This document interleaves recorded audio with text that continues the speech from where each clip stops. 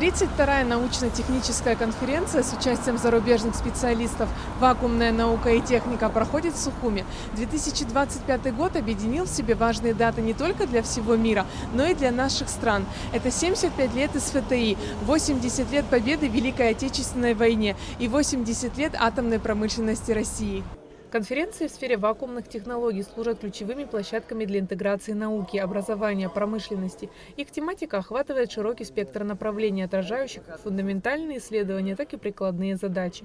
В этом году отмечается 33 года создания Российского вакуумного общества имени академика Сергея Викшинского, ведущего ученого СССР, основателя советской вакуумной техники. 2 года назад по приглашению руководства Сухумского физико-технического института мы приезжали и провели семинар, где-то около 40 человек, в нем участвовал 20 человек со стороны Абхазии, 20 человек со стороны России.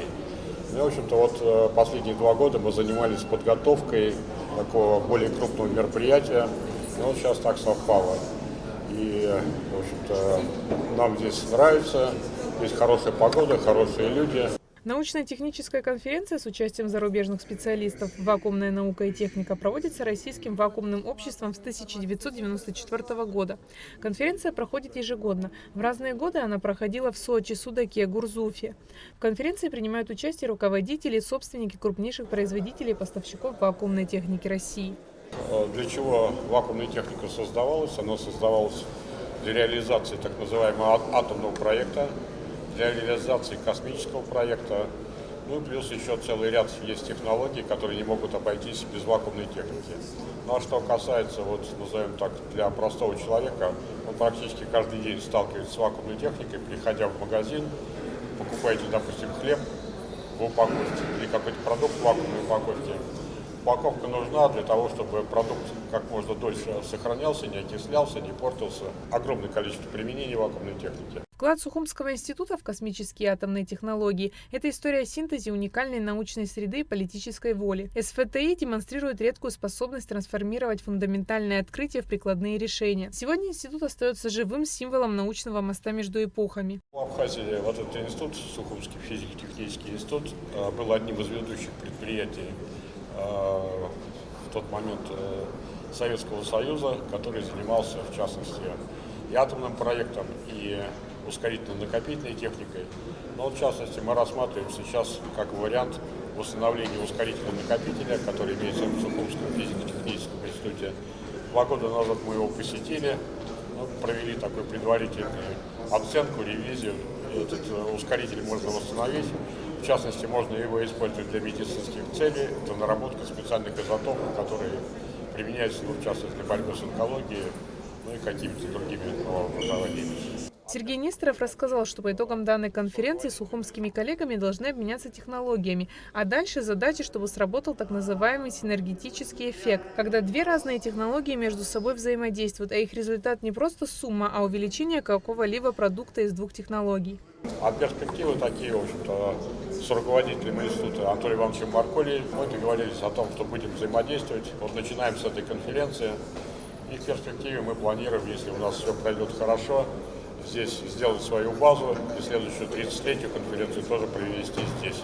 Нам хотелось бы, чтобы образовался некий такой мощный импульс по развитию вакуумной технологии здесь, в частности, в Сухумском физико-техническом институте.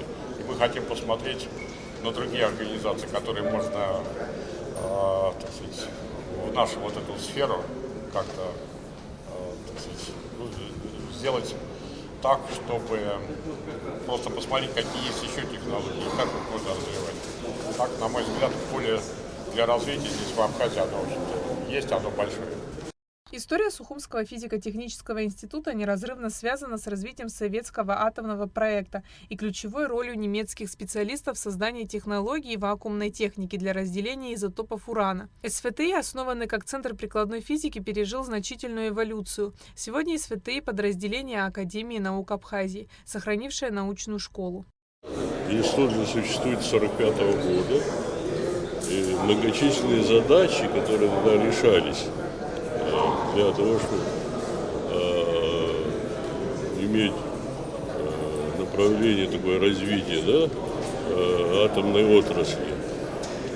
И среди этих задач всегда стояла очень сложная в технологическом плане задача, как получить хороший вакуум в различных установках.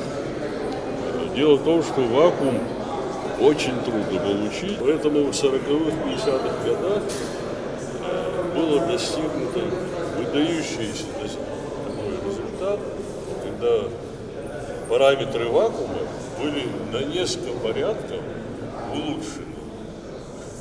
И это засчитали заслугой испытаний. Среди научных направлений конференции встречаются вакуумные технологии в космической и атомной отраслях, вакуумные системы, устройства и технологическое оборудование. Дело в том, что участники конференции – это самые профессиональные, самые опытные ученые, инженеры, которые непрерывно занимаются вакуумной техникой. И именно опираясь на наши достижения, сейчас происходит дальнейшее развитие этого направления. Естественно, наше взаимодействие – это не просто вот встречи и обсуждения. Это конкретно потом преобразуется в новые установки, новые приборы, новые технологические какие-то новшества. На данном мероприятии присутствуют представители 48 организаций со всей России и Казахстана, а также 20 представителей Сухумского физико-технического института. Наш институт находится в постоянной связи со многими организациями и Росатом, и Роскосмоса, и Курчатского центра, и с подразделением Российской академии наук, в частности Сибирского отделения, Северо-Западного отделения, Южный научный центр. Также на конференции можно было заметить один интересный объект. Это флаг Российского вакуумного общества имени Сергея Викшинского. А необычность заключается в том, что данный флаг был на борту МКС. Он пролетел 40 миллионов километров. По итогам работы конференции будет опубликован сборник трудов, индексируемый в Российском индексе научного цитирования. Айлита Арутюнян, Давид Хашик, Абхазское телевидение.